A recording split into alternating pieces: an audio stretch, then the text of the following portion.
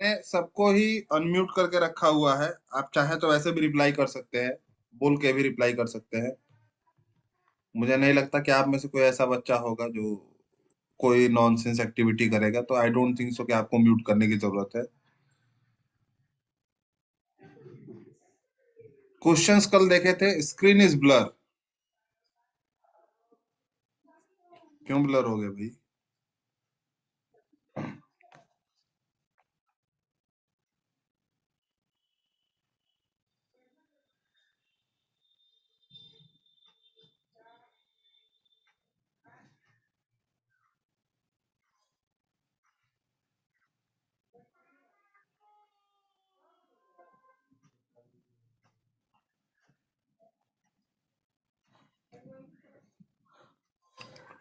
Questions are not clear, let me see this issue. कल जो बजा था उसका क्या हुआ?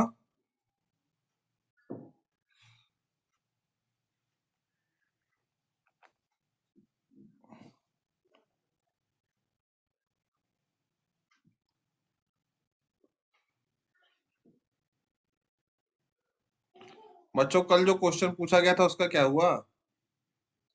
वो भी ब्लर था क्या? आज जो स्क्रीन पे दिख रहा है वो?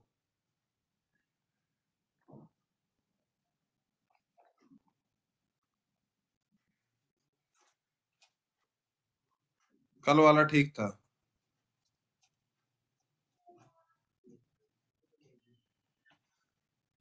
अच्छा, ठीक है, let me see via some other sites.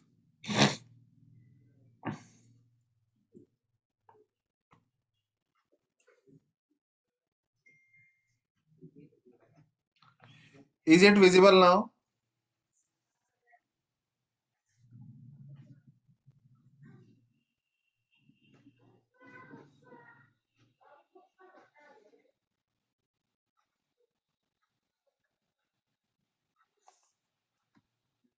Okay, little bit better.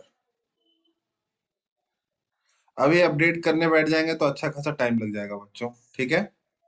तो स्टार्ट करते हैं हम लोग अपना लेक्चर ना। चलिए, वीडियो नहीं भी ऑन करेंगे तो कोई बात नहीं है। It's all better. हाँ हाँ, मैनेज कर लीजिए आज भर, कल देखते हैं क्या होता है। पहला question, BT toxin is exo exo endo endo. सबसे पहले तो ये क्लियर कीजिए कि एक्सो है कि एंडो है।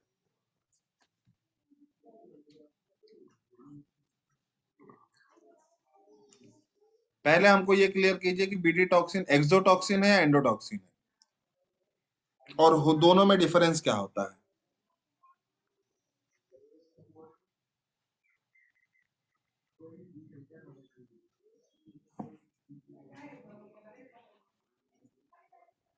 कोई बच्चा नहीं बता रहा है। एक बच्चे ने बताया ए। पहले तो हमको ये बता दो आप लोग कि एंडो है, एंडो, चलो एक्सो, एक ने बोला एक ने एंडो बोला। एक्सो और एंडोटॉक्सिन में फर्क क्या है बच्चों? सबसे बड़ी चीज तो ये है कि फर्क आपको पता है कि नहीं? सर एक्सोटॉक्सिन बोल सकते हैं कि वो ये पॉलीपेप्टाइड होता है बैक्टीरिया का। अच्छा, एक्सोटॉक्सिन पॉलीपेप्टाइड होता है, और एंडोटॉक्सिन क्या होता है फिर?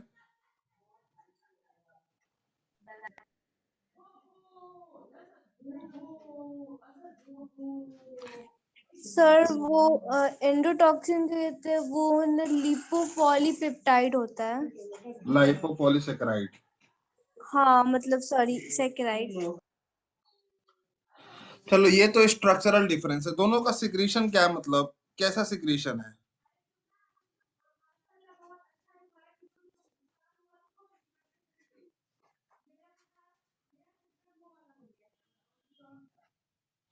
सबसे बड़ी चीज है बच्चों, जब कोई पैथोजन मर जाए, और अगर कोई जब कोई पैथोजन मर जाए उसके बाद जो टॉक्सिन सिक्रीट होता है वो होता है एंडोटॉक्सिन, ठीक है? और पैथोजन जिंदा रहे और वो कुछ सिक्रीट करे तो उसको हम एक्सोटॉक्सिन कहते हैं, ठीक है? तो किसी के डिवाइड होने से या बढ़ने से या एक्टिविटी करने से अगर कोई टॉक्सिन सिक्रीट होता है तो वो एक्सोटॉक्सिन है। जबकि एंडो होता है जब कोई मर जाता है तो मरने के बाद जो उसके अंदर से केमिकल्स निकलते हैं वो क्या है, एंडोटॉक्सिन होता है। नेक्स्ट है बच्चों सोमैटो, अच्छा इसका आंसर फोर्थ वाला होगा, ठीक है। एक्सोटॉक्सिन है और बायोडिग्रेडेबल इंसेक्टिसाइड है, ठीक है, विटिटॉक्सिन जो होता है। Next is somatostatin. ये तो बड़ा इजी है, कई चैप्टर का क्वेश्चन इसमें कवर हो जाता है। मैं सोमैटोस्टैटिन के बारे में एक चीज बता देता हूँ, ये इनहिबिटरी इफेक्ट शो करता है, लेकिन कहाँ करता है ये बताइए, किस तरह का हार्मोन है और कहाँ पर ऐसा शो करता है।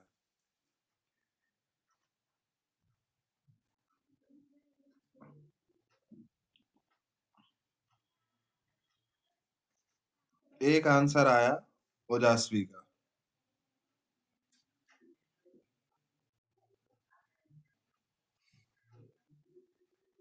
सही आंसर है। और कोई बच्चा, सोमैटोस्टैटिन, हाँ रिया ने भी सही आंसर दिया।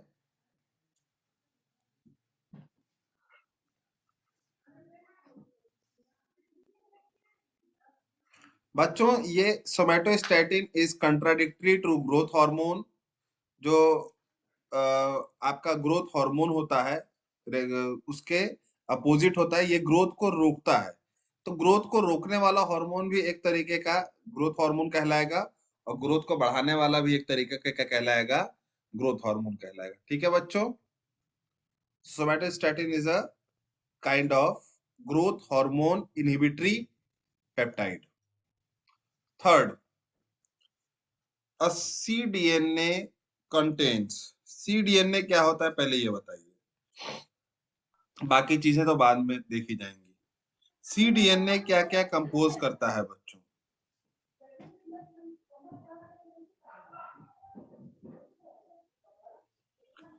cDNA पहले होता क्या है ये बता दो मेरे को। तो बच्चों ने आंसर दे दिया, हाँ कॉम्प्लीमेंट्री डीएनए, ठीक है सानिया। रिया ने आंसर बताया है बी। कॉम्प्लीमेंट्री डीएनए क्या कंसिस्ट करता है, cytosine, copy of DNA identical to nuclear gene, a copy of non-coding DNA, a copy of DNA copy of mRNA. Complementary DNA is usually resembling the mRNAs. mRNA को ये resemble करते हैं, ठीक है बच्चों।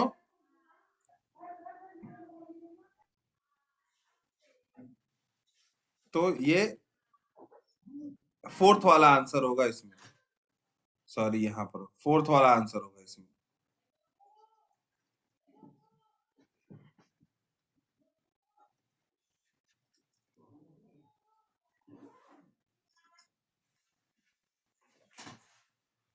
Next is, it is possible to breed plants and animals or desired character through tissue culture genetic. ये AIIMS 96 का question है, सोचो बच्चों, एम्स तब कितना खतरनाक था, अब कितना होगा। बाकी सब तो स्टेट वाले हैं, लेकिन एम्स का ये क्वेश्चन है, और देखते हैं किसको किसको आता है। रिया पहले तो आपने सही बताया, अच्छा आपने ए बताया, बताइए भाई, किसी प्लांट के जीन और एनिमल के डिजायर्ड जीन को किस टेक्निक के थ्रू जोड़ा जा सकता है, टिश्यू कल्चर, इकेबना टेक्निक, क्रोमोसोमल, देखे पता नहीं कौन सा खतरनाक सा नाम दे दिया कंफ्यूज करने के लिए, हालांकि ये नहीं होगा। क्रोमोसोमल इंजीनियरिंग, ऐसा अभी कोई सच इंजीनियरिंग नहीं किया हमने। तो हमारे पास क्या है बच्चों, जेनेटिक इंजीनियरिंग है, जिसमें हम डिजायर्ड जीन्स को कंबाइन कर सकते हैं, जैसे हमने बैक्टीरिया या पैथोजेंस और प्लांट जीन्स को एक साथ कंबाइन किया है ऑलरेडी जेनेटिक इंजीनियरिंग के थ्रू।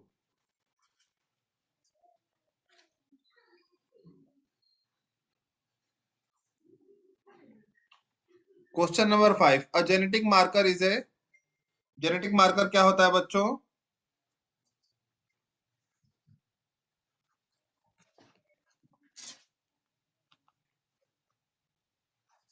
जीन मार्कर या जेनेटिक मार्कर क्या होता है।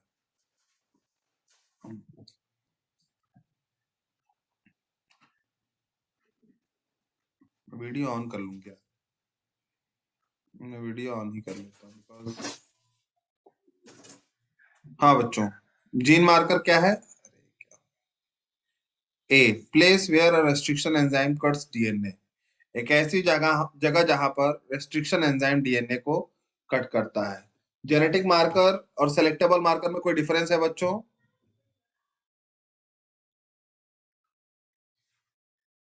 जेनेटिक मार्कर और सेलेक्टेबल मार्कर में क्या कोई डिफरेंस है?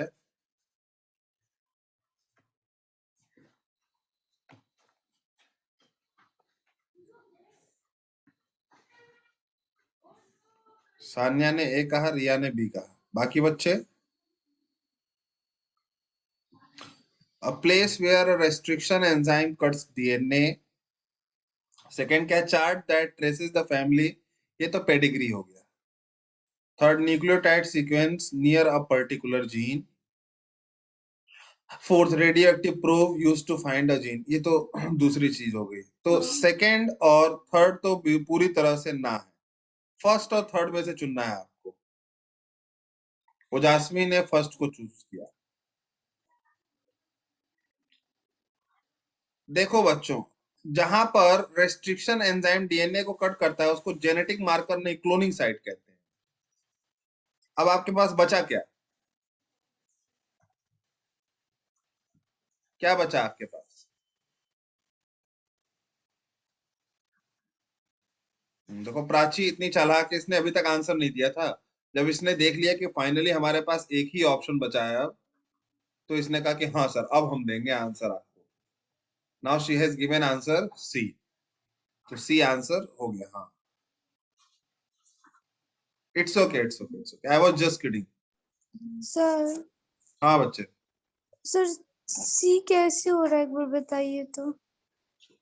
जेनेटिक मार्कर, जैसे आपको मार्क करना है कि ये वाला जीन है, ठीक है?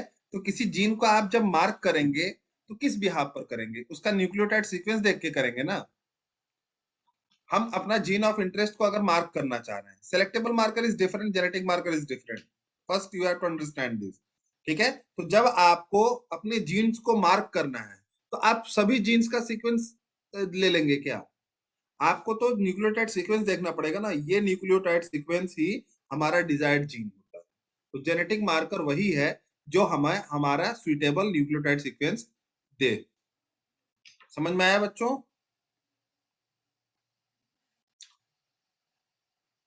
क्या क्रोमोसोम? यस सर आ गया। आ गया ना। 6th नंबर क्वेश्चन देखते हैं। Recombinant DNA molecules were first of all synthesized by Paul Berry using DNA of, I think ये क्वेश्चन मैंने आप लोगों से डिस्कस किया था। पहला रिकॉम्बिनेंट डीएनए जो बनाया गया था, सान्या ने ए बोला। देखो बच्चों, पहला रिकॉम्बिनेंट डीएनए ई कोलाई पे बनाया गया था, ये चीज मैंने आपको बताई भी थी। ठीक है, virus I haven't told, but E coli मैंने बताया था। और ई कोलाई का एक ही ऑप्शन दिया है यहाँ पर। ठीक है, तो यू हैव टू बी, मतलब आपको थोड़ा सा इस पे फोकस होना पड़ेगा। हालांकि ये सारे क्वेश्चन बहुत पुराने हैं, इसकी बहुत ज्यादा रिलेवेंसी नहीं है, लेकिन ये मैक्सिमम टफनेस है, इससे ज्यादा टफ लेवल नहीं पूछा जाएगा। और आप देख सकते हैं कि आप कहाँ पर स्टैंड कर रहे हैं। इतना टफ जानने के बाद अगर आपको लगता है कि हाँ हम कर लेंगे ये चैप्टर, तो समझ लीजिए कि इससे इजी ही पूछा जाएगा। Which of the following is not a genetic vector? इसने सर वायरस SB40, ये वायरस के स्ट्रेन है बच्चे, वायरस के स्ट्रेन का नाम है SB40। ठीक है, बहुत सारे वायरस के अलग अलग स्ट्रेन आते हैं, तो वायरसेस के कई सारे वायरसेस के नाम नहीं दिए जाते, उनके स्ट्रेन के बिहाफ पे उनका नंबर दे दिया जाता है। ये स्ट्रेन ये है, ये वाला स्ट्रेन ये है। Next is which of the following is not a genetic vector? इसमें से, अरे ये तो कल ही हुआ था आई थिंक, ये CBSE ने 97 में पूछा है, लेकिन बड़ा इजी क्वेश्चन पूछा है।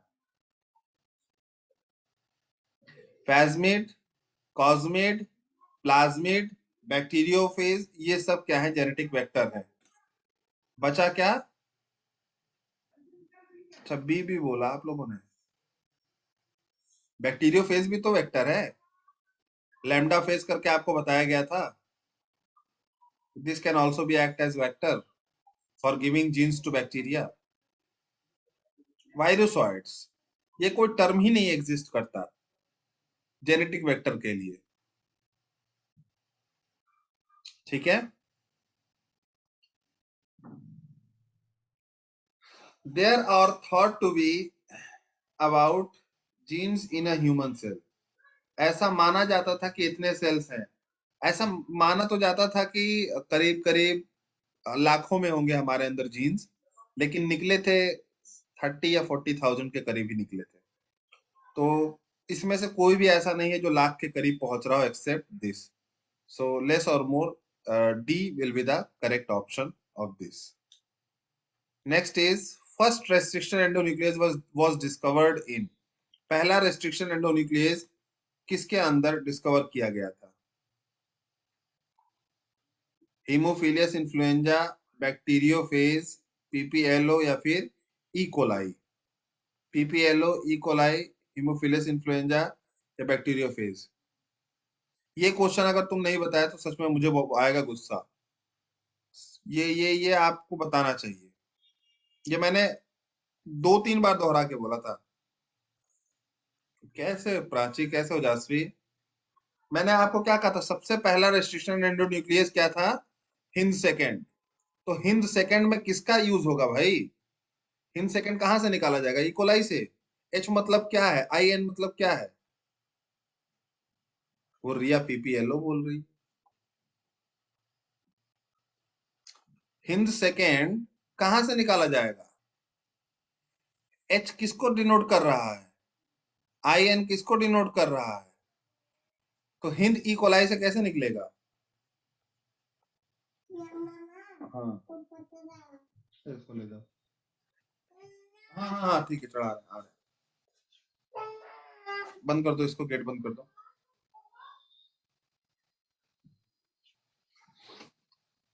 आया समझ में? अभी भी किसी ने सही आंसर नहीं दिया।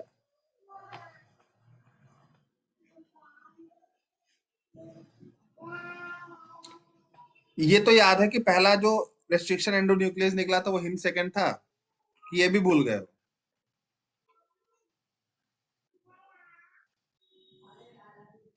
पहले दिन ही, एकदम पहला लेक्चर में ही ये चीज आप लोग को बताया गया था कि Hind second is the first restriction endonuclease. फिर उसके बाद आपको रेस्ट्रिक्शन एंडोन्यूक्लियस का नॉमेनक्लेचर निकालना सिखा गया था, जिसमें पहला अल्फाबेट और दूसरा तीसरा अल्फाबेट से हम ऑर्गेनिज्म को पहचान लेते हैं। तो जब हिंद सेकेंड है तो ऑब्वियस सी बात है, जब पहला रेस्ट्रिक्शन एंडोन्यूक्लियस वही है तो वो किस पैथोजन से निकाला, किस बैक्टीरिया से निकाला जाएगा? तो एच मतलब हीमोफिलियस, आई एन मतलब इन्फ्लुएंजा। समझ में आ गया रिया, सानिया, जसवी?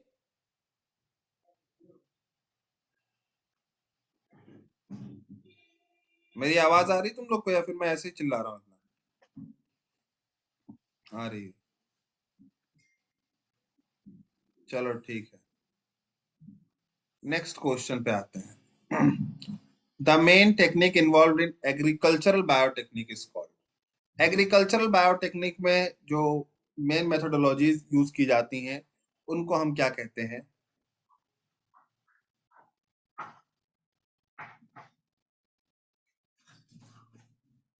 बोलो बच्चों। सेकंड बोला उन्होंने। ट्रांसफॉर्मेशन एनिमल्स में ज्यादा यूज किया जाता है। प्लांट ब्रीडिंग हाइब्रिडाइजेशन टेक्निक में यूज किया जाता है। डीएनए रेप्लिकेशन हो सकता है, टिश्यू कल्चर हो सकता है। Main technique involve in agriculture biotech. Tissue culture आज के हिसाब से देखें तो टिश्यू कल्चर होगा, या अगर कोई जेनेटिक इंजीनियरिंग करके लिखा होता या आरडीएनए टेक्निक लिखा होता तो हम आरडीएनए लिखते। ठीक है बच्चों? So here we have only option of tissue culture. तो यहाँ पर क्या है बच्चों, हमारे पास सिर्फ और सिर्फ टिश्यू कल्चर है। Question number 11, which of the following is not necessary to execute a polymerase chain reaction successfully? इसमें से कौन सा नेसेसरी नहीं है पॉलीमरेज चेन रिएक्शन कराने के लिए बच्चों? ये तो बता दो एटलीस्ट।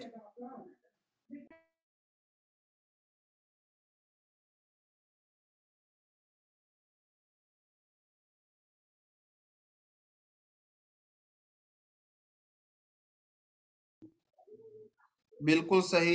एक बच्चे ने आंसर दिया, प्राची ने, और बिल्कुल सही आंसर दिया। That is gene DNA library. इसका कोई कहीं भी यूज नहीं है पीसीआर में, आपने कहीं नहीं सुना होगा। प्राइमर सुना आपने, डीएनए के स्ट्रैंड सुने, बेसिस सुने, पॉलीमरेज एंजाइम सुना टैग पॉलीमरेज के फॉर्म में, लेकिन लाइब्रेरी करके ऐसा कोई यूज नहीं सुना। तो this things have been there. ये BHU 98 का क्वेश्चन। सोचो तुम लोग तब पैदा भी नहीं हुए थे, तब ऐसे ऐसे क्वेश्चंस बन रहे थे। Mega plasmids. मेगा प्लाज्मिड्स कहाँ पर पाए जाते हैं बच्चों?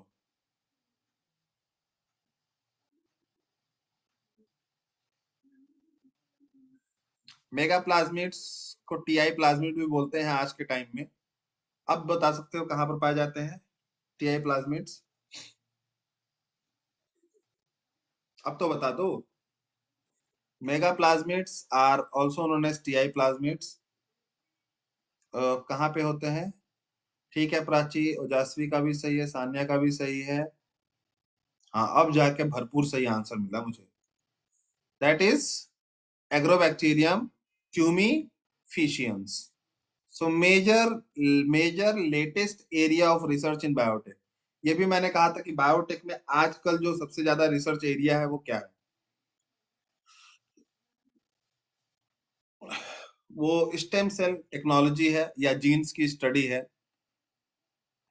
मुझे पता था ज्यादातर बच्चे थर्ड ही बोलेंगे। एक बार और सोचिए।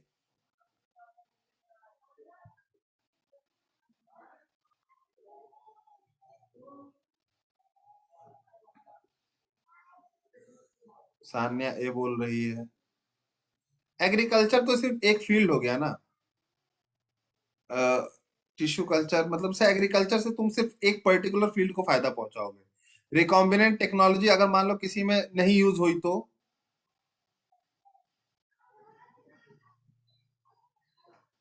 सबसे पहले बच्चों हमको सारे ऑर्गेनिजम्स के रिकॉम्बिनेंट बायोटेक्नोलॉजी करने के बाद, ये तो हमको आ गया ना तरीका, लेकिन ये करने के लिए हमको सबसे ज्यादा क्या जरूरी है इस समय? सभी ऑर्गेनिजम्स के जेनेटिक स्ट्रक्चर। जब तक हम सारे ऑर्गेनिजम्स के जेनेटिक स्ट्रक्चर्स नहीं स्टडी कर लेते, तब तक RDNA टेक्नोलॉजी का कोई यूज नहीं है। यहाँ पर एरिया ऑफ रिसर्च लिखा है, एरिया ऑफ प्रैक्टिकलिटी नहीं लिखा है।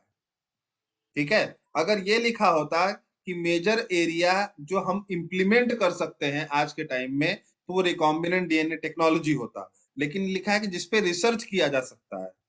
ठीक है, तो रिकॉम्बिनेंट डीएनए टेक्नोलॉजी को हम और क्या दे सकते हैं? जीन्स का स्ट्रक्चर दे सकते हैं, और वो किससे दे सकते हैं? By studying genomics. Yes.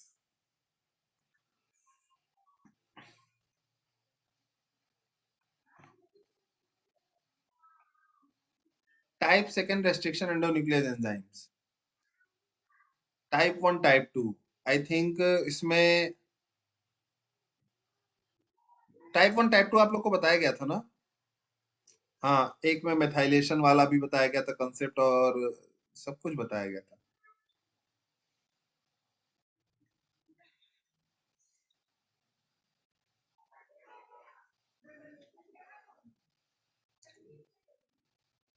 Fifteen का क्या होगा बच्चों?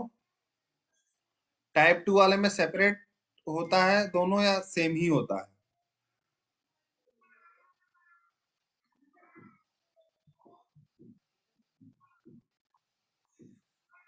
पहले सेकंड में से चूज करना है। टाइप 1 बताया था, टाइप 2, टाइप 1 में सेम होता है दोनों के लिए।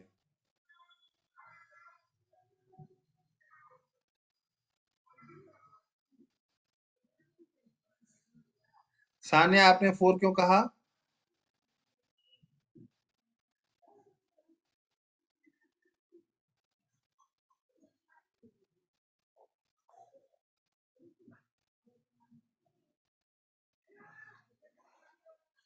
या तो फर्स्ट होगा या तो सेकंड होगा। दोनों कैसे होगा या क्यों होगा? बताइए।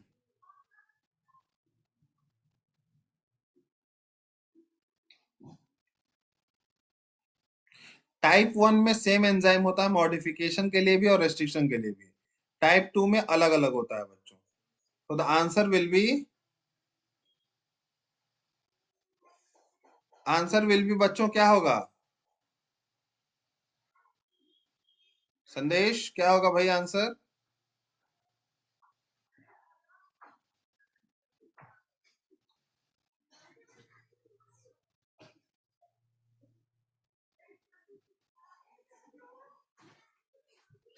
ओके, सिर्फ 2 ही 3 बच्चे एक्टिवली आंसर दे रहे हैं। सान्या है, प्राची है, रिया कभी कभी दे दे रही है, ओजस्वी भी कभी कभी ही दे रही है, ओकेजनल आंसर। तुम लोगों के कहने पे मैं एमसीक्यूज प्रैक्टिस करा रहा हूँ, ठीक है? नहीं मन है तो बताओ, कोई नया चैप्टर रिवाइज कराओ। एक तो बिल्कुल से पॉपुलेशन एकदम डिक्रीज हो गई तुम लोगों की तरह, ऐसा लग रहा है कि मैं चाइना से उठ के स्कॉटलैंड में आ गया हूँ। और फिर रिस्पॉन्स नहीं दोगे तो कैसे चलेगा? वेक्टर्स इंक्लूड, वेक्टर्स में क्या, वेक्टर कौन कौन सी चीजें हो सकती है बच्चों? वेक्टर्स क्या क्या चीजें हो सकती हैं? क्या वायरसेस हो सकते हैं, आर्टिफिशियल क्रोमोसोम हो सकते हैं, बैक्टीरियल या प्लांट प्लाज्मिड्स हो सकते हैं। वेक्टर्स। ओजस्वी ने 4 बोला, प्राची ने ए बोला। देखो, ये तो है, प्लाज्मिड्स तो होंगे ही, लेकिन कई सारे एनिमल्स और प्लांट्स के लिए वायरसेस भी एज अ वेक्टर यूज होते हैं, ठीक है? Artificial chromosome as a vector particularly हमने कहाँ पढ़ा था? पीवीआर 322 में। तो वो एक आर्टिफिशियल वेक्टर था जो हमने बताया था, तो ये भी वेक्टर यूज हो सकता है। So all these three can be use as vector, तो answer will be D. D answer होगा। जीनोमिक लाइब्रेरी किसको कहते हैं बच्चों? यही यही चीज है, इसी जीनोमिक लाइब्रेरी के ऊपर आपको रिसर्च करना है, यही जीनोमिक्स का साइंस है। तो जो आप रिसर्च करेंगे जीनोमिक्स में जाके, वो किसके बारे में करेंगे? रिकॉम्बिनेंट डीएनए कैसे बनाया जाता है इसको लेकर के रिसर्च रिसर्च करेंगे, या कितने जीन्स कंटेन होते हैं एक तरह के सेल में, वो रिसर्च करेंगे, या क्लोन डीएनए स्पीसीज का कलेक्शन कैसे करना है वो रिसर्च करेंगे, या नॉन न्यूक्लियोटाइड सीक्वेंसेस के पर्टिकुलर स्पीसीज सीक्वेंस करें। अगर आपको ह्यूमन जीनोम प्रोजेक्ट याद हो, मैं हिंट दे देता हूं, अभी तक किसी बच्चे का भी आंसर सही नहीं आया। ह्यूमन जीनोम प्रोजेक्ट याद हो तो हमने ह्यूमन जीनोम प्रोजेक्ट में जो सीक्वेंसिंग की थी वो किसकी की थी? वही जीनोमिक लाइब्रेरी है हमारी। हमने किसका सीक्वेंसिंग किया था? हमारे पास दो तरीके थे, नोन का कर लें हम खाली, या फिर दोनों का कर लें, नोन अननोन दोनों का। तो हमने दोनों का किया था, हालांकि किया किसका जाता है? नॉन न्यूक्लियोटाइड सीक्वेंसेस का क्या किया जाता है? लिस्ट बनाया जाता है, वो क्या प्रोटीन बनाते हैं वो बनाया जाता है, और फिर हमने जीन लाइब्रेरी बना करके क्रिएट करते हैं, और फर्दर उसको उस डेटाबेस को स्टोर करते हैं। यही जीनोमिक्स है बच्चों। हैंड रेज कर दीजिए अगर समझ में आ गया हो तो। अगर तुम डीएनए ह्यूमन जीनोम प्रोजेक्ट से रिलेट कर सकते हो तो समझ में आ गया होगा। सिर्फ 2 बच्चों को समझ में आया। क्या क्वेश्चन डिस्कस किया?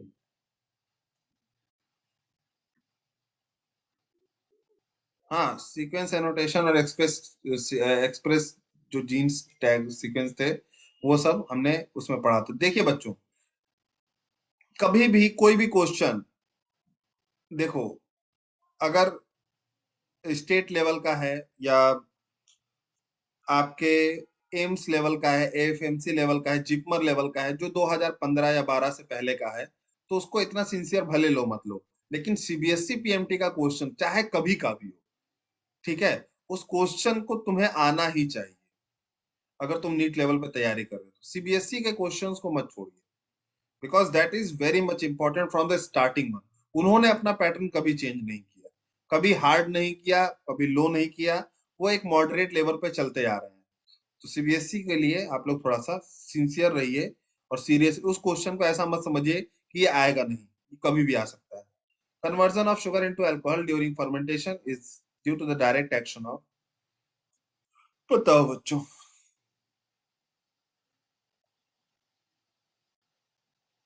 टेम्परेचर, माइक्रोब्स, कंसंट्रेशन या एंजाइम जाइमीज। गुड ओजास्वी, सही आंसर है। सान्या का भी सही है। फोर्थ, ये एंजाइम जो होता है ये क्या करता है, शुगर को अल्कोहल में कन्वर्ट करता है फर्मेंटेशन के टाइम में। ओके, तो this is well known, sugar आपको पता होना चाहिए। नहीं पता है तो अभी से दिमाग में इसको बैठा लीजिए।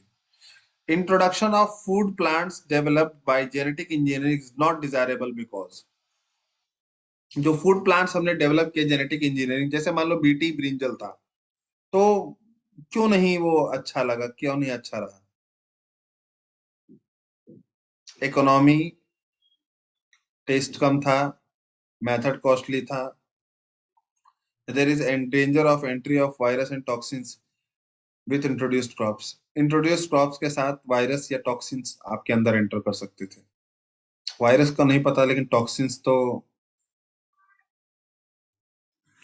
Obviously everyone has given fourth, obviously fourth भी, फोर्थ ही आएगा, क्योंकि आपने जो प्लांट के अंदर जो जीन दिया है, ठीक है, वो किसी वेक्टर के थ्रू दिया है, वो वेक्टर भी आपके अंदर एंटर कर रहा है, तो वायरस भी आ सकता है आपके अंदर, हो सकता है इफेक्ट शो कर दे। और जो टॉक्सिन सिक्रीट होगा वो टॉक्सिन भी आपके अंदर आ रहा है, वो भी आपको इफेक्ट करेगा। खैर बहुत अच्छा है कि आपको आता है। रेनिन जो यूज होता है चीज इंडस्ट्री में, तो रेनिन का काम क्या है? रेनिन आपके मतलब बचपने में स्टमक में भी सिक्रीट होता है, काम क्या है बच्चों? रेनिन है क्या? इजी क्वेश्चंस आ रहे हैं तो I think everyone should know. Yes, three. Tamanna D नहीं, अच्छा तमन्ना ने पहला वाला बोला शायद, ठीक है। थ्री विल बी, हाँ C will be the correct option. Rennin enzyme है और सबको पता होना चाहिए, ये क्लास 10th की चीज है, ठीक है। और 10th में नहीं तो 11th में तो एटलीस्ट आपने पढ़ा ही होगा। The primary difference between sexual reproduction of plants and animals with bacteria, bacteria के डिफरेंस रिप्रोडक्शन में, प्लांट एनिमल के सेक्सुअल रिप्रोडक्शन में क्या डिफरेंस होता है जो आपको लगता है?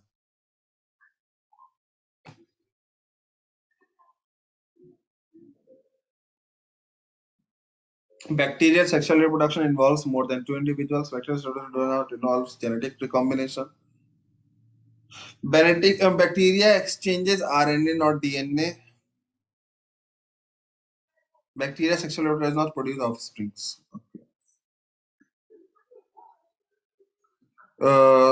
ओजस्वी को 4 लगता है, सान्या को 3 लगता है, थर्ड।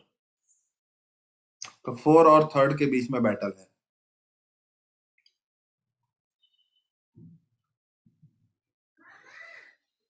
अच्छा बच्चों, बैक्टीरिया के सेक्सुअल रिप्रोडक्शन को बोलते क्या है ये बताइए पहले, उसके बाद आगे हम पढ़ते हैं। बोलते क्या है? जो बैक्टीरिया सेक्सुअल रिप्रोडक्शन करते हैं आपस में, उनको हम बोलते क्या है?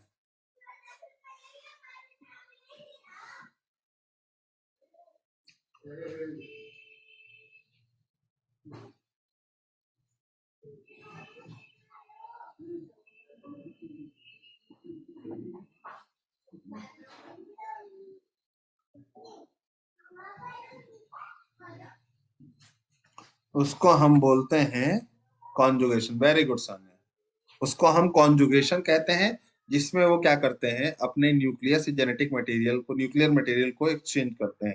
न्यूक्लियर मटेरियल डीएनए हो सकता है, अगर माइक्रोब डीएनए कंसिस्ट कर रहा है, अगर आरएनए कंसिस्ट कर रहा है तो आरएनए हो सकता है। ऐसा कुछ नहीं है कि आरएनए करेगा डीएनए नहीं करेगा। तो बचा क्या? पहला और दूसरा जो होता है वो प्लांट एनिमल में भी है, तो कुछ डिफरेंस तो हुआ नहीं उसमें, और प्राइमरी डिफरेंस पूछा है।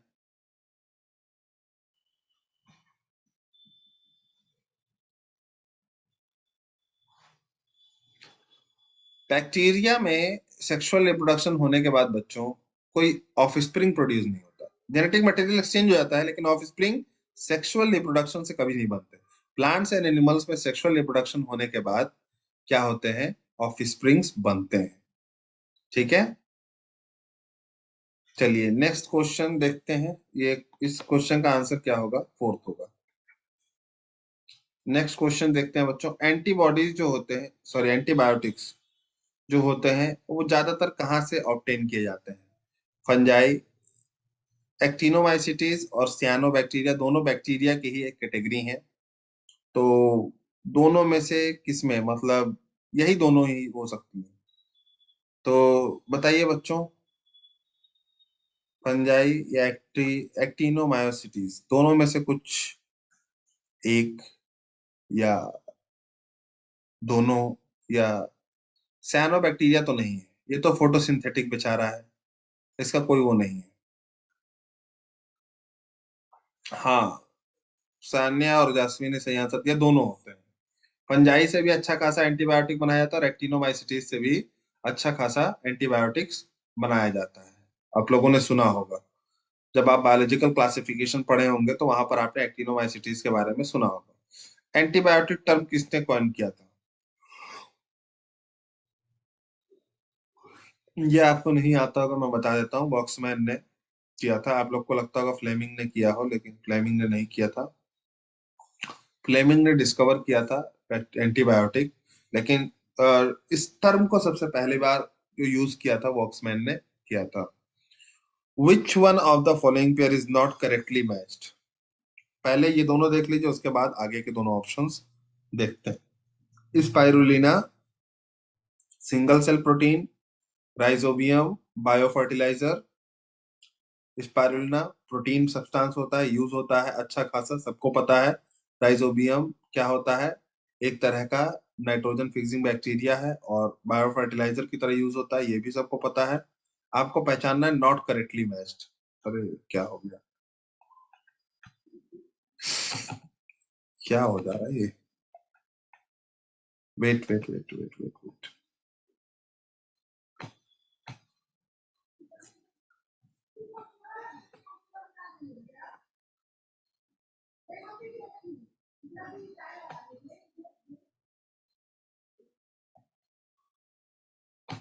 तो मुझे समझ ही में नहीं आ रहा है इस। हाँ, at least we have came.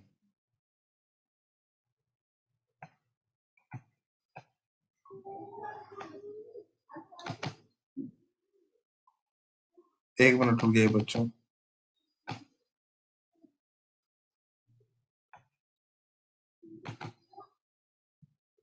Why it has not been sliding like that?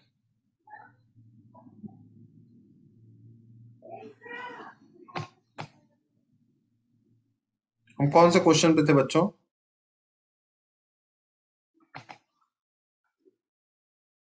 किस क्वेश्चन पे थे हम लोग?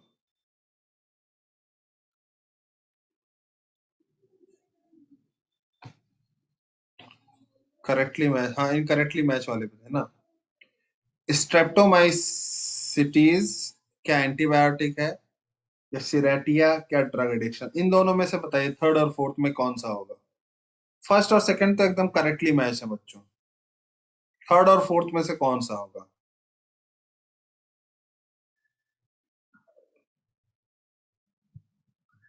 डी होना चाहिए क्योंकि बाकी सब ऑप्शन सही है। प्राची को लगता है सी है। जब भी वर्ड माइसिटीज आए या माइसीज आए, ठीक है, तो वो ज्यादातर वर्ड आप समझ लीजिए कि एंटीबायोटिक से ही रिलेटेड होते हैं।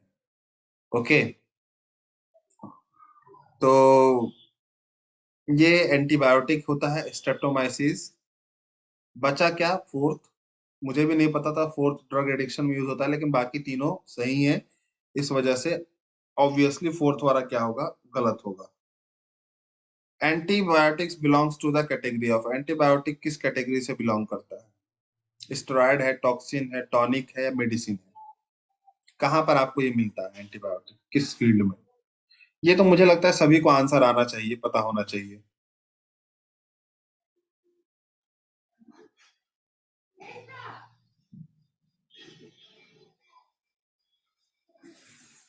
बताओ बच्चों। हाँ,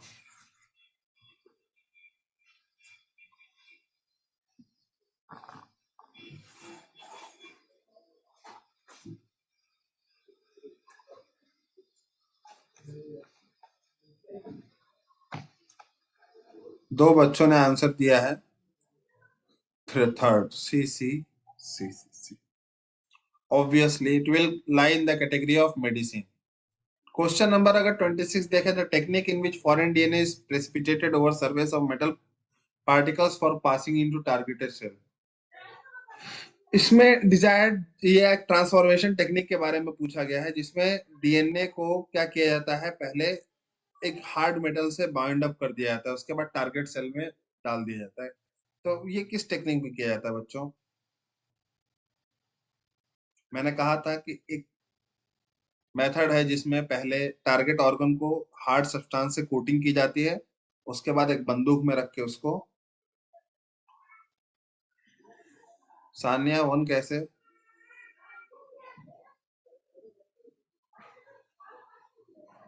हाँ, ओजस्वी सही है, प्राची ठीक। Okay, it is biolistic gun और here it has been written as particle gun. So both the meaning are same. Gene gun can introduce gene into cell with the help of, बताओ बच्चों। जीन गन जो होता है वो कैसे डालता है ये?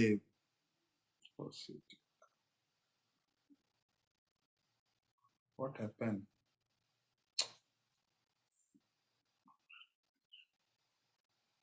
ओके,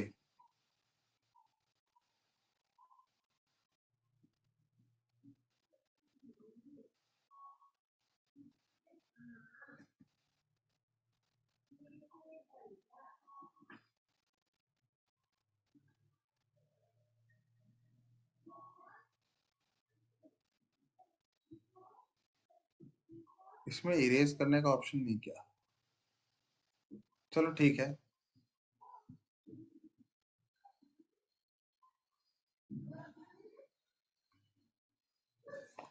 हाँ बच्चों, तो जीन गन सबने थर्ड बोला है। जीन गन जीन्स को कैसे इंट्रोड्यूस करता है सेल में? एक है प्लाज्मिड के थ्रू, दूसरा है कॉस्मिड्स के थ्रू, तीसरा है माइक्रोस्कोपिक पैलेट्स के थ्रू, पेगमेंट्स के थ्रू। तो पैलेट्स के थ्रू करता है, we all know that, microscopic pellets के through. Which raw material is used in fermentation process of making beer? बताओ भाई, ये तो तुम सबको आना चाहिए। ओ भाई, सान्या ने सबसे पहले आंसर दिया।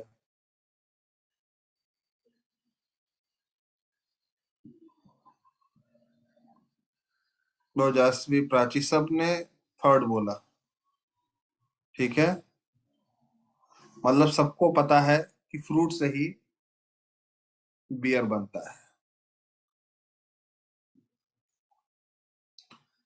बच्चों, बियर बनाने के लिए स्टार्च चाहिए। क्या चाहिए? स्टार्च। और यहाँ वर्ड क्या यूज हुआ है? आप क्वेश्चंस को बहुत ऊपर से देख रहे हैं बच्चों, बहुत ऊपर से देख रहे हैं।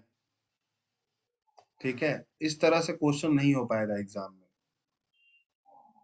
Sugar in fruit, it may be right, but when starch has been written in place of fruit. ठीक है, तो बचा क्या हमारे पास? सेकेंड, क्योंकि स्टार्च वाला ऑप्शन दिया है सेकेंड में। और क्या होता है जनरली, सेकेंड वाला जो ऑप्शन होगा ये क्या है? स्टार्च है और सीरियल से अच्छा खासा अमाउंट में बेवरेजेस बनते हैं, आप सबको पता है। फ्रूट से भी बनते हैं नो डाउट, लेकिन फ्रूट में भी स्टार्च ही यूज होता है। एक क्यों नहीं होगा? एक मिनट। अरे कौन सी सब्जी से तुम शराब बनाते हो? ऐसे थोड़ी होता है। एक क्यों नहीं होगा? ये तो तुमको हमसे ज्यादा अच्छे से पता होना चाहिए।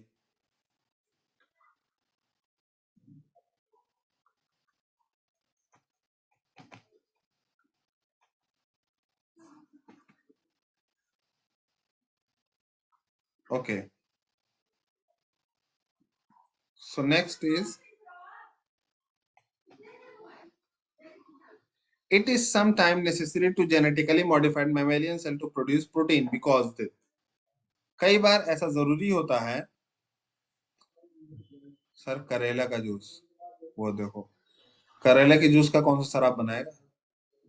It is sometimes necessary to genetically modify mammalian cells to produce protein because they, क्योंकि वो can produce larger quantities of proteins, can read eukaryotic cells and bacteria cannot, can add sugars to make glycoproteins and bacteria cannot, easier to grow than bacteria. Mammalian cell को genetically modify किया जाए produce protein बनाने के लिए, तो आपको उस level पे सोचना पड़ेगा कि मैमेलियन सेल ऐसा क्या खास प्रोटीन बनाता है जो दूसरे वाले नहीं बना पाते। लार्ज क्वांटिटी में मैमेलियन सेल तो कभी नहीं बनाएगा, माइक्रोब्स हमेशा ज्यादा क्वांटिटी में बनाएंगे। तो पहला ऑप्शन अपने आप क्या हो गया? गलत हो गया। First option is wrong automatically. अब दूसरा क्या बचा बच्चों? Can read eukaryotic genes and bacteria can not. मतलब हमारा सेल यूकैरियोटिक जीन्स रीड कर सकता है, बैक्टीरिया का सेल नहीं कर सकता है। अभी तक हमने जितने एक्सपेरिमेंट्स पढ़े सब में बैक्टीरिया ही बेचारा रीड करता आ रहा है और करता हुआ आ रहा है। तो सेकंड वाला ऑप्शन भी क्या हो गया? गलत हो गया। ठीक है। Can add sugar to make glycoprotein and bacteria can not. Obviously, क्योंकि हम अपने प्रोटीन को ज्यादा अच्छा, ज्यादा क्वालिटी वाला बना सकते हैं। हम अपने प्रोटीन में शुगर ऐड करके ग्लाइकोप्रोटीन बनाते हैं। अगर आपने बायोमोलिक्यूल्स पढ़ा होगा तो आपको पता होगा कि मैमल्स और हायर ऑर्गेनिज्म अपने प्रोटीन्स को क्या करते हैं? मॉडिफाई करते हैं, तो हम बना सकते हैं। जबकि बैक्टीरिया बैक्टीरिया जब भी बनाएंगे प्योर फॉर्म में ही बनाएंगे प्रोटीन को। This will be the correct reason. Protein के और कुछ भी मॉडिफिकेशंस पता है आप लोगों को बच्चों? प्रोटीन्स के और कोई मॉडिफिकेशंस आपको पता है? इनको हम कौन से प्रोटीन्स बोलते हैं? Conjugated proteins. तो एक प्रोटीन है ग्लाइकोप्रोटीन, जो हमने यहाँ पे पढ़ा। ग्लाइकोप्रोटीन मतलब शुगर प्लस प्रोटीन। इस तरह का कोई और मॉडिफिकेशन पता है जो आप कर सकते हैं?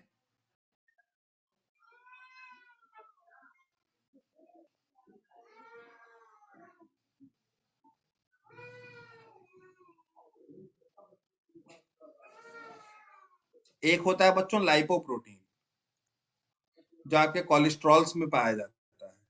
इसमें sorry, protein plus lipids add होते हैं। एक होता है न्यूक्लियोप्रोटीन, जो आपका डीएनए और जेनेटिक मटेरियल में पाया जाता है, और डीएनए आरएनए में।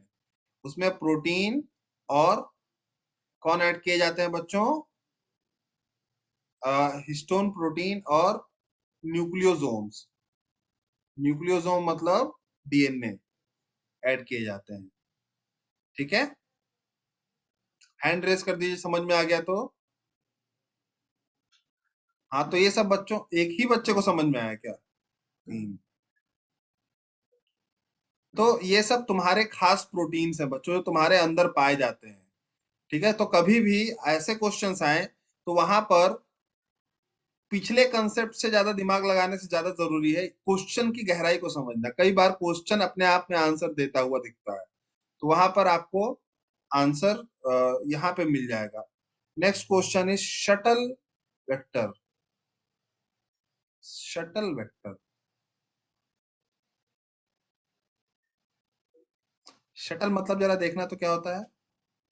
एक मिनट, कोई बच्चा सर्च करो तो shuttle vector. I also heard for the very first time this name, shuttle vector. ये एक मिनट में ही सर्च करता हूँ, शटल वेक्टर।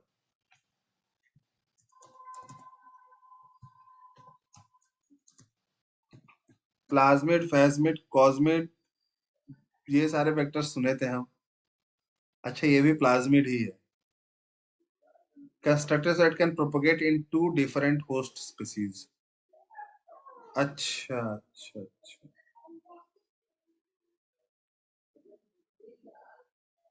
ऐसा वेक्टर जो एक से ज्यादा होस्ट में जा सकता हो। Shuttle vector. अभी आंसर बताया जा सकता है। पीयूसी एक से ज्यादा होस्ट में जाता है क्या? नहीं, ये यूनिवर्सिटी वाली कैलिफोर्निया वाला था ना। नहीं। एक है पीबीआर 322, ये भी नहीं जाता है। ये एक नया बचा है वाईईपी करके कुछ नया सा, यही जाता होगा बच्चों। ठीक है, क्योंकि पीबीआर 322 भी सिंगल होस्ट है। ठीक है, पॉलीलिंकर है लेकिन फिर भी एक ही होस्ट में जाता है। पीयूसी भी पॉलीलिंकर है लेकिन सिंगल होस्ट में जाता है। वाईईपी करके एक नया यहाँ पर दिया गया है वेक्टर। ठीक है, जो कि क्या है, शटल वेक्टर की तरह हो सकता है। ये सीएमपीटी सीपीएमटी का क्वेश्चन है भाई। मुझे लगा कि सीबीएसई का क्वेश्चन है, और इस तरह का क्वेश्चन सीबीएसई नहीं देना चाहिए। सीबीएसई को, सीबीएसई ने नहीं दिया है। ये सीपीएमटी का क्वेश्चन है, उस टाइम का ये नीट हुआ करता था सीपीएमटी समझो। No, next question. The enzyme which helps to cut one strand of DNA duplex to release tension of coiling of two strand is. बच्चों बताओ। The enzyme which helps to cut one strand of DNA duplex to release tension of coiling of two strand is.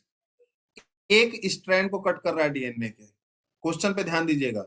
DNA के एक particular strand पे cut कर रहा है और दूसरे वाले को ऐसे ही रहने दे रहा है ताकि पहले वाला कट होके जो कॉइलिंग का टेंशन था वो थोड़ा सा रिलीज हो जाए एक के हटने से। तो डीएनए लाइगेज तो कटिंग में आता ही नहीं है कभी, पॉलीमरेज भी नहीं आता है। हेलिकेज जो होता है अनवाइंडिंग करता है ऑब्वियसली, लेकिन दोनों को खोलता है वो। यहाँ पर सिर्फ एक को खोलने की बात हो रही है। 4-2। डीएनए पॉलीमरेज कैसे कट करेगा? डीएनए पॉलीमरेज तो रेप्लिकेशन में हेल्प करता है। तो डीएनए पॉलीमरेज क्या करता है, आपके जो डीएनए टू डीएनए बनता है उसमें हेल्प करता है। मतलब एक स्ट्रैंड से दूसरा स्ट्रैंड जब बनाना होता है वहां पर डीएनए पॉलीमरेज आता है। ठीक है, हेलिकेज जो होता है ये अनबाइंड करता है डीएनए को, कि कॉइलिंग को क्या करता है, खोलता है। लेकिन यहाँ पर कॉइलिंग खोलने की बात नहीं कही गई है, टेंशन रिलीज करने की बात कही गई, वो भी सिर्फ एक पर्टिकुलर स्ट्रैंड पर, दोनों पर नहीं। और हेलिकेज हमेशा दोनों पे एक्ट करता है। So you have to write topoisomerase for this very question. ये क्वेश्चन देख लेते हैं, 4-5 जगह पे पूछा गया है। A compound which is produced by an organism and inhibits growth of other organism is called। एक कंपाउंड जो कि एक ऑर्गेनिज्म बनाता है और वो दूसरे ऑर्गेनिज्म के ग्रोथ को रोक दे, उसको हम क्या बोलते हैं? अब इससे इजी क्या मिलेगा तुम लोगों को? इसमें तो मुझे लगता है कि ऑप्शन भी बताने की जरूरत नहीं है। Obviously it is antibiotic. Antibiotic एक ऑर्गेनिज्म के द्वारा बनाया गया कंपाउंड है जो दूसरे ऑर्गेनिज्म के ग्रोथ को क्या करता है, रेस्ट्रिक्ट कर देता है। And that's why antibiotic is known for their properties, और इसी वजह से हमने इसको मेडिकल प्रॉपर्टीज में लिया। East an important source of, east किस चीज का इंपॉर्टेंट सोर्स होता है बच्चों? ईस्ट, ईस्ट जिस किस चीज का सोर्स हो सकता है? ईस्ट का जो प्रोडक्ट बनता है उसको हम देखें तो अगर शराब बनाता है, बेकरी प्रोडक्ट्स बनते हैं ईस्ट से। विटामिन सी तो नहीं होगा ईस्ट में, क्योंकि कोई एसिड तो नहीं बनाता है ईस्ट।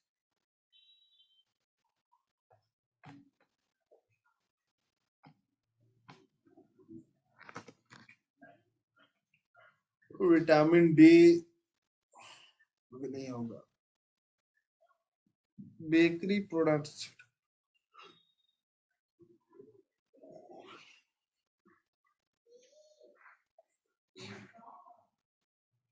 राइबोफ्लेविन। ठीक ठीक ठीक, हाँ हाँ हाँ, ribo, vitamin B, vitamin B. हाँ बच्चों, विटामिन बी होगा। So vitamin B will be the correct option for this. मेरे को दिमाग में चला गया था राइबोफ्लेविन विटामिन बी है। ठीक ठीक ठीक। Nuclear transplantation technique was discovered by. Nuclear transplant technique किसने डिस्कवर किया था? न्यूक्लियर ट्रांसप्लांट टेक्निक विल्मट ग्रिफ्थ ने नहीं किया था, गर्डन या ब्रिग्स में से किसी एक ने किया होगा। ठीक है, ये आप लोग देख लीजिएगा, और ये पता नहीं कहाँ का क्वेश्चन है। Next question is antibodies in our body are complex. Antibodies क्या होते हैं बच्चों? अभी इससे रिलेटेड एक क्वेश्चन हमने पढ़ा है, प्रोटीन में अभी हमने पढ़ा है, जस्ट अभी कुछ क्वेश्चंस के पहले। एंटीबॉडीज क्या होते हैं, उसी का एग्जांपल है जो भी हमने पढ़ा है, एंटीबॉडीज का एग्जांपल है। हमारे पास सिर्फ 3 ही बच्चे बचे हैं, ओजस्वी, प्राची और संदेश। जो एंटीबॉडीज हमने पढ़ा है, they are the example of glycoproteins. Very good Ojaswi, शाबाश। They are the example of glycoproteins. Next is cloning a gene involves. एक जीन की क्लोनिंग क्या इन्वॉल्व करती है, क्या अपने अंदर कंसिस्ट करती है? Restriction enzyme, endonuclease, plasmid bacteriophage, yeast artificial या कॉम्प्लीमेंट्री बेस पेयरिंग, या फिर सभी चीजें अपने अंदर इन्वॉल्व करती है। तो रेस्ट्रिक्शन एंजाइम भी करेगी, लाइगेज भी करेगी, वेक्टर्स भी करेगी जो प्लाज्मिड और बैक्टीरियोफेज है, और आर्टिफिशियल क्रोमोसोम्स या कॉम्प्लीमेंट्री बेस पेयरिंग्स भी करती है। तो देखो, पहला दूसरा तो है, ये दोनों तो करेगी ही करेगी। ठीक है, तो अब दो ऑप्शन तो एक साथ नहीं हो सकते, बोथ ए एंड बी तो दिया नहीं है, तो लास्ट में ऑल ऑफ द अबव दिया है, you can use this very option, all of the above. Next question देखें अगर हम, तो plasmids are suitable vector for gene cloning because. Plasmids suitable vector होते हैं जीन क्लोनिंग के लिए क्योंकि। ये सीबीएसई का क्वेश्चन है, अगेन वेरी यूजफुल, और आपके लिए हो सकता है नीट में हेल्पफुल भी बने। तो देख लीजिए कैसे इसको करना है। प्लाज्मिड्स सुटेबल वेक्टर क्यों माने जाते हैं जीन क्लोनिंग के लिए बच्चों? ऐसा इसमें क्या है? पहले दिन ही जब मैंने आपको प्लाज्मिड्स को डिफाइन किया था, तो उस दिन मैंने प्लाज्मिड्स के बारे में एक बात बताई थी। एक्स्ट्रा न्यूक्लियर सर्कुलर डीएनए होते हैं जो खुद से क्या कर सकते हैं बच्चों? जो खुद से क्या कर सकते हैं? रेप्लिकेशन कर सकते हैं। So option 2 will be correct. What happened with the other students? Why they are not attending the class? सिर्फ 3 बच्चे कर रहे हैं क्लास। यही होता है 12th क्लास के बच्चों के साथ। Which of the following has been covered under the broad patent category? इसमें से किसको ब्रॉड पेटेंट कैटेगरी में कवर किया गया है? ये क्वेश्चन आई थिंक इसका है, बायोपेटेंसी का है। बायोपेटेंट आप लोगों ने पढ़ा है बायोटेक्नोलॉजी में, उसमें एक चीज का बायोपेटेंट बताया गया है, वो कौन सा था जिसको अमेरिका चोरी करके लेके भाग गया था? हमारे देश का था, लेकिन उसकी पेटेंसी अमेरिका ने चोरी कर ली थी। बताओ बच्चों।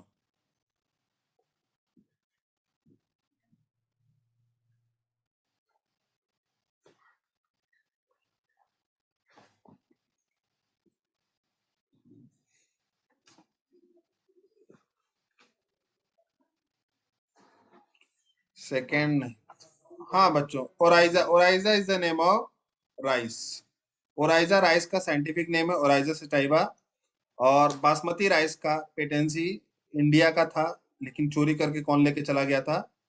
अमेरिका लेके चला गया था। ये पता है कि नहीं बच्चों? हैंड रेस करो, बायो पेटेंसी पढ़ा होगा तुमने तो। प्राची को पता है। A nucleic acid probe might be useful too. Nucleic acid का जो प्रोब होता है, टुकड़ा होता है, वो किसके लिए यूजफुल हो सकता है? किस प्रोसेस के लिए, किस टेक्निक के लिए? बताइए बच्चों। अगर एक न्यूक्लियोटाइड न्यूक्लियो मैंने आंसर ही बोल दिया। न्यूक्लिक एसिड जो होता है उसका टुकड़ा किस चीज के लिए यूजफुल हो सकता है?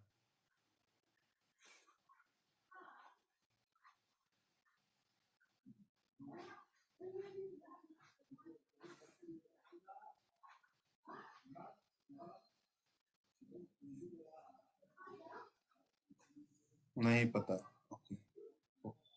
Obviously to find a nucleotide sequence. मैं बता देता हूँ पहला क्यों नहीं होगा। पहला इसलिए नहीं होगा क्योंकि हम किसी भी जीन को होस्ट सेल के अंदर इंसर्ट नहीं कर सकते कि कोई भी न्यूक्लिक एसिड का टुकड़ा मिल गया तो हम उसको हम इंसर्ट कर देंगे, ऐसा नहीं हो सकता। इसलिए नहीं कर सकते हैं क्योंकि न्यूक्लिक एसिड के जो टुकड़े होते हैं वो टुकड़े आपके डिजायर्ड जीन को लेके कंसिस्ट कर रहे हैं कि नहीं कर रहे हैं वो नहीं पता। दूसरी चीज है कि make DNA for gene cloning, हम उसका लेके डीएनए भी क्यों बनाएंगे, किसी भी न्यूक्लिक एसिड का लेकर के हम डीएनए क्यों बनाएंगे जीन क्लोनिंग के लिए। तीसरा है उसको पीसेस ऑफ डीएनए, हमको कोई उसकी चटनी तो नहीं बनानी है, उसकी सब्जी भी नहीं बनानी कि न्यूक्लिक एसिड को लेकर के हम छोटा छोटा स्लाइस काटेंगे और फिर हम उसको वो करेंगे। तो फाइनली वो इसीलिए यूज हो सकता है कि हम क्या करें, उसका न्यूक्लियोटाइड सीक्वेंस फाइंड आउट करें, और एक बार न्यूक्लियोटाइड सीक्वेंस फाइंड आउट कर लेंगे तो हो सकता है कुछ हमारे काम का उसमें से जीन निकल आए, हो सकता है ना भी निकले, तो निकलने से तो यूज में कर लेंगे, नहीं निकलने से उसको रिमूव आउट कर देंगे हम।